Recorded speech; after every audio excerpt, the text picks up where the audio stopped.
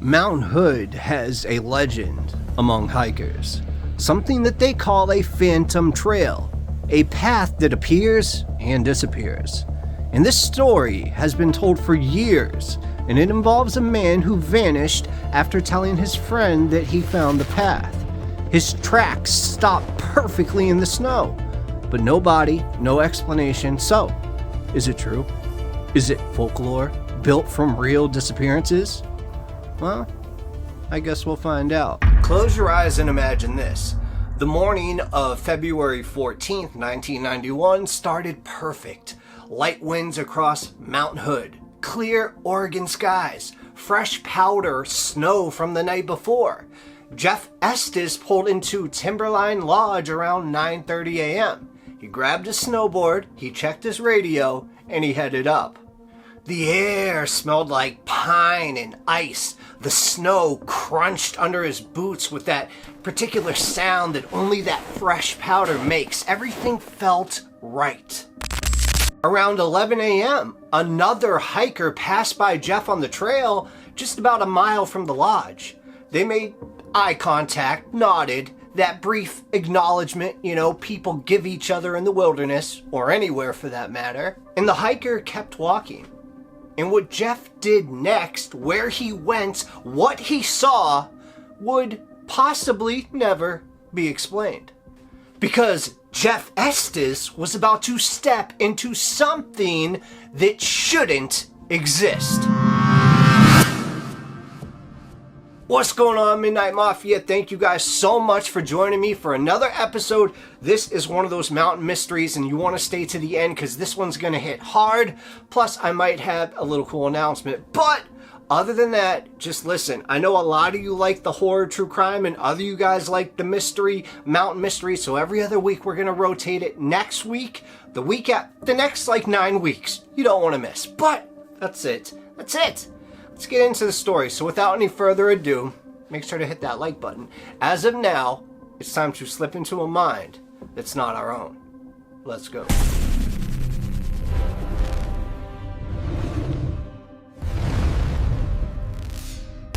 So now understand this. Jeff Estes was an experienced snowboarder who had been riding Mount Hood for years. He knew the mountain. He knew the trails perfectly. And that morning, he signed in at the lodge board. He checked the weather report just as any good skier or snowboarder would do, and everything looked good. And then, at 10:45 a.m., Jeff ended up radioing a friend.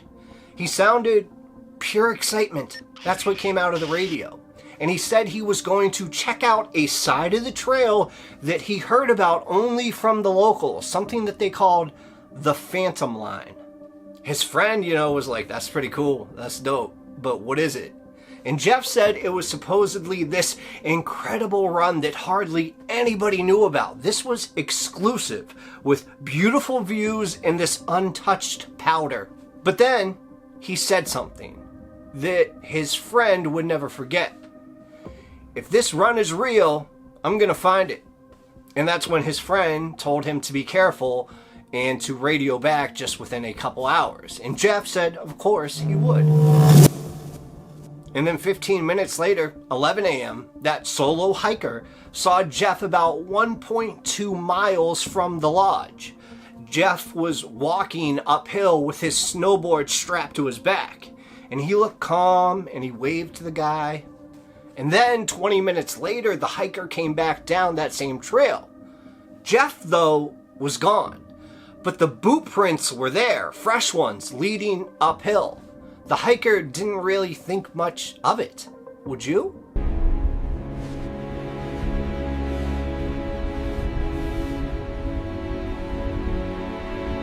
But when Jeff didn't return by late afternoon and didn't respond to any of the radio calls, the lodge contacted search and rescue, which is standard procedure when something like this happens. And by the next morning, teams were out on that mountain looking, scouring for him.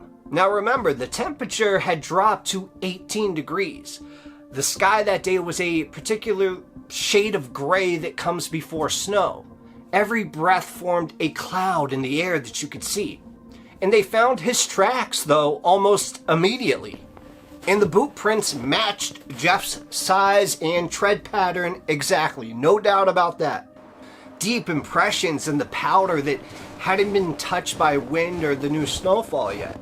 And they led uphill from where the hiker had seen him, cutting through a section of forest where the trees stood so thick that they blocked most of the light from coming in. So search teams then followed the tracks for about 400 yards, 4 football fields. The silence in that forest was deafening. No birds, no wind moving through the branches, just the sound of boots crunching through the snow and radios crackling with static. And that's when one of the searchers just stopped. And that's because the prints just stopped. Not gradually, like, they had been covered or blown away by the snow. No. Just in the middle of wherever he was walking, they ended. In the middle of an open clearing in perfect snow, like someone had taken an eraser and just really removed Jeff Estes from existence somehow. Why does this always happen and keep happening, and how come we haven't figured it out yet? Well, I'll tell you this, the search coordinator had never seen anything like this. The tracks did not fade. They didn't get shallower. It was clear, deep impressions right up until they weren't there anymore. Plus, there were no signs that Jeff had actually turned around and did a 360 and walked back.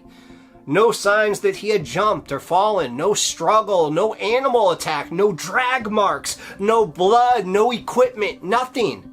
Jeff Estes somehow took one more step and then ceased to exist. So the dogs that were brought in to track Jeff's scent followed the trail to the exact same spot. And then they stopped. Some of them even sat down. One laid down and refused to move any more forward, which is very weird. Control, we have a situation. The K9 unit is refusing to proceed. He seems spooked. And one handler later said, quote, "It was like they didn't want to go there. The area wasn't dangerous, relatively flat, good visibility, no avalanche zones. Jeff Estes had walked to a specific spot in the snow and disappeared. So for 3 harsh days, those search teams combed through that terrain in that area, helicopters with thermal imagery, right? Ground teams probing snow for crevices that maybe he fell in. And then they expanded the search to over 5 miles in every direction. And nothing. Meanwhile, Jeff's car just sat in the parking lot, keys inside of the vehicle, wallet in the glove compartment. All of his belongings exactly where he left them. And on the 3rd day, a logger 30 miles south called police. He had seen a man matching Jeff's description on a logging road that morning who was barefoot and disoriented. The logger tried to approach this man, and then the man walked back into the woods, and police found nothing. No tracks, no evidence. The description matched Jeff perfectly though. But as you could imagine, without proof, investigators couldn't confirm that it was actually him. So investigators considered 3 theories. The first one was Jeff fell into a crevice that collapsed and covered itself. But geologists said that there are no major crevices in that terrain, and that the dogs should have definitely detected his scent if that was the case. Second, and here's where it gets weird, they say Jeff may have intentionally disappeared, but he had no financial problems, no relationship issues, no history of mental illness. He had plans for the following week. He left all his belongings behind. And the third one, well, the third one was the one that made everyone uncomfortable. Some people started talking about the Phantom Trail. But here's what nobody wanted to admit. Jeff wasn't the first person to vanish near that exact spot. So when investigators clearly started asking about this phantom line that Jeff had mentioned, they found no official record. Not on any map, not in any guidebooks, and rangers actually never heard of it either. But locals, the people, who had been riding Mount Hood for decades, some of them knew exactly what Jeff meant. The Phantom Trail, a run that appeared and disappeared. People claimed that they'd seen it, and that they rode it, and that they said it was the most beautiful run that they had ever experienced. But when they went back and tried to find it again, well, it was never there. They couldn't find it. There was even one local snowboarder who told investigators that he'd stumbled onto what he thought was the Phantom Trail back in the 1980s. He said he had been exploring off the main runs when he found this pristine path through the trees. It opened up right in front of him, like the forest had parted to reveal something that had been hidden before.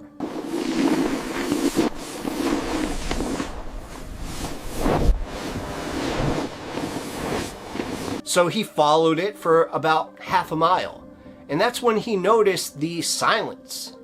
And I'm not talking about the silence from before. I'm not talking about peaceful silence. I'm talking about silence that's wrong. I'm talking about the kind where your ears feel pressurized, and every small sound you make seems way too loud for some reason. No wind moving through branches, no distant voices from other skiers, and most importantly and weirdly, no birds. Not to mention the air felt heavier and thicker somehow. And the temperature had dropped at least 10 degrees even though he was still in direct sunlight. So he stopped and he turned around and hiked back the way he came without looking behind him. And when he tried to find the trail again a few weeks later with a couple of buddies that he told about, it wasn't there. So just imagine that, telling everybody, "Oh, I found this amazing run, you won't believe it." And then it's just not there. You seem like a fool. And he searched for hours. Nothing matched what he remembered. Segue, I remember about 3 years ago, I told a story where there was a man living in a house, and he said a separate stairway opened up, and that's where he saw 2 ghosts, and then it closed. I mean, it just makes me remember that. Just, if you guys have seen that episode, you know what I mean. But okay, back to the story. Another person claimed they'd seen the trail entrance early one morning, but by the time that they'd gotten their gear together, they could not find it again. Same song and dance. But when investigators dug through the past, they found something that changed everything. And that was that this was not the first time somebody had vanished this way. Historical records from Mount Hood showed Jeff wasn't the first. In 1974, there was a skier named Robert Davidson, and he disappeared under almost the identical circumstances. Last seen headed toward a trail that didn't look like the regular runs that they've done before. His tracks were followed for a short distance and then ended in open terrain. No body ever found. In 1983, 2 hikers got disoriented near where Jeff vanished. They'd followed what looked like this very clear trail, but then suddenly the trail was gone and they were completely turned around and lost. Both said the experience felt, quote, wrong in a way that they could not describe. Then in 1998, 7 years after Jeff vanished, a snowboarder with a helmet camera followed a trail that he swore had never existed before. He'd ridden that section dozens of times, and he knew for a fact that this wasn't there, but somehow he was riding it. I mean, imagine that. Imagine you go to your backyard every day and you walk around it, but one day there's this extra square, like an extra 30 feet in your backyard, and you're like, how'd that get there? So you walk around it and you're like, okay, am I going crazy? And then you wake up the next morning and it's gone. That's the kind of mentality shift that these people were going through. But this guy's camera died after 3 minutes. His GPS showed he'd been nearly 1 mile from where he thought that he was. Mind you, a guy that has ridden these over and over and over again, knew everything like the palm of his hand. And the last frame of that video showed forest that did not match the GPS location, as if you were snowing in Oregon, and then all of a sudden, in a flash, you're maybe in Siberia, maybe on a different planet. I don't know. But I can tell you this, that guy with the GPS, well, he never went back. Jeff's case gained renewed attention online in the 2000s. People started calling it a missing 411 case. Mysterious disappearances in wilderness areas under unusual circumstances. Theories emerged, like, could this be a time slip? A momentary tear in reality where Jeff stepped from one moment into another and couldn't find his way back? Is he still out there in a parallel existence, or is he gone? And then, of course, there's others that suggest something way more sinister. Something in those woods that did not want to be seen. Something with the ability to make people disappear without a trace. So some thought it was UFOs, or military experiments, interdimensional portals, ancient legends of places where the boundary between worlds was very thin. I know some of you believe in this, and I know some of you don't. But I am here just telling the story. And then there were the more recent reports.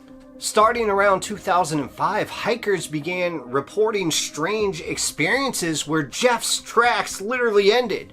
Footsteps behind them when hiking alone. And when they would turn around, nothing. But the footsteps would continue. Not to mention sudden temperature drops, a feeling of always being watched, and an overwhelming urge to go and to leave. And in 2012, a hiker recorded audio of someone walking through snow behind her. She was alone, recording in this clear, rhythmic, crunching sounds, these footsteps. Her video showed nothing, just undisturbed snow with the sound of these footsteps. Imagine that. 4 years later, in 2016, a man hiking with friends saw someone standing in the trees about 50 yards away, so about 150 feet. Older style snow gear, dark jacket, standing perfectly still, just watching them. So he called all of his friends to, hey, look, check this out. And by the time they all turned and looked, that figure was gone. And later, checking their photos, one image showed a dark shape among the trees. Something none of them had noticed when they had taken the picture. And then, in 2019, a documentary crew investigating Jeff's disappearance obtained permission to spend a night in the area where he had vanished. And when they set up their infrared cameras, their digital recorders, their backup battery packs, everything they needed to capture evidence of anything that was unusual. And the night they were there, it was very clear. It was cold. The kind of cold that makes the snow crunch like broken glass under your boots for each step. And around 2:30 in the morning, one of the crew members woke up to check all of the equipment. Now get this. Every single piece of electronics had died. Not gradually too. When they checked, it was at the exact same time. All of them at exactly the same moment. Cameras, recorders, their phones, even the backup batteries that had been fully charged an hour earlier were completely wiped, stone dead. And the silence that followed that night was absolute. And when the sun came up and they started packing up their gear, one of the crew members noticed something in the snow about 20 yards from their camp, and it was boot prints. Fresh boot prints, leading away from where they had slept, down into the trees. And the prints were deep, made sometime during the night when it was so cold that the new prints should have been nearly impossible to make in that hard packed snow. But all 4 of the crew members swear that they all stayed in their tents. None of them had walked in that direction. They stood there for a long time just staring at those prints. And then they packed up all of their equipment, took a look one last time, and they left. And they didn't follow those tracks for some reason. Today, Jeff Estes' case remains officially unsolved. His family, though, still holds out hope. But the rangers who worked the case know better. One veteran ranger from the original search team said something off the record that he's never been able to shake. Quote, "I've seen snow-covered bodies. I've seen bears drag hikers miles away. I've seen people survive falls that should have killed them." And then he paused. "But this one, we should have found something. A piece of equipment, a scrap of clothing, blood, anything." And then another pause. And then he said, "It's like he stepped through a door, and the door closed behind him." the Phantom Trail has never been officially identified, never mapped, and never explained. But every few years, someone hiking near Timberline Lodge reports hearing footsteps when they are completely alone, or seeing tracks that literally lead to nowhere. And most of the time, feeling that overwhelming certainty that they are being watched by somebody that for some reason they cannot see. And occasionally, very occasionally, someone claims they've seen it. The trail. That looks like a gap in the trees that was not there before. A path through the snow that looks too perfect, too inviting. And at that point, they have to make a choice in that moment. Do I follow it? Do I see where it leads? Or do I turn around and walk away? Most people turn around. But Jeff Estes didn't. And whatever he saw, wherever he went, the mountain kept it. And the trail that he walked that day is still out there. If you know where to look. If you can find it. And if you're willing to risk never coming back. So be careful out there, guys. Thank you guys so much for watching this episode, but wait, there's more. I got a huge announcement on the horizon, actually about like 3, 4, or 5 of them. Seriously, guys, so make sure you join the channel if you haven't joined. Hit that subscribe button as well. Like the video. Likes and shares mean the most. They really do. It's like giving me a hug, and I love hugs. But I know you might want to stay in a scary mood. If you do, watch this right here. If you want another mountain mystery, watch this one right here. What are you waiting for? Go. I'll see you next time. Cheers.